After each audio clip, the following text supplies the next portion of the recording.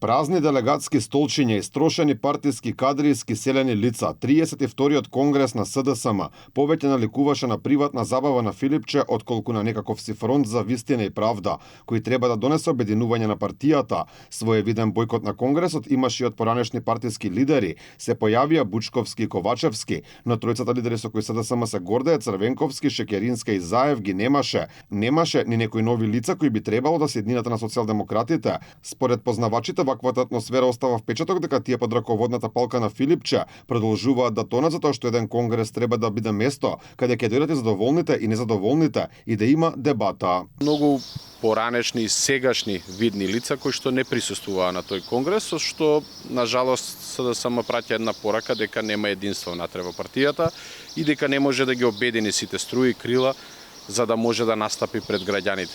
И обично кога тоа го гледаат граѓаните, тоа испраќа една лоша порака до гласачите, до симпатизерите и членовите, и затоа на жалост се повеќе и повеќе се случува раслојување кое што го имаме сега, а се најавува и некој ново раслојување во иднината. Покрај тоа што самата атмосфера покажа дека состојбата во СДСМ е далеку од добра, на конгресот од партискиот лидер може да се слушнат веќе слушнати фрази, иако се воздржа да го каже директно поемот ставете ги бугарите во устав. Главната поента му остана дека мора да се исполни ветеното кон Европската унија. Според Богдановиќ со своите фрази Филипче само отвара проблеми каде што не се потребни за партијата. На еден начин отварате непотребен фронт. Истото тоа го прави и со новинари, со поранешни функционери, луѓе кои што имаат различно мислење, и со тоа пак продолжува на раслојување на партијата, и затоа се тие празни столчиња, бидејќи тие луѓе не се согласуваат со таков начин на водење на политичката партија на СДСМ.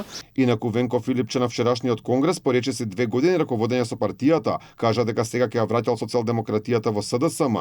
На 32-тиот програмски конгрес насловен Твоја држава, твоја шанса, опозицијската партија промовираше, како што самите ја нарекоа, нова идеолошка платформа, каде можеше да се видат мерки вадени од ракав.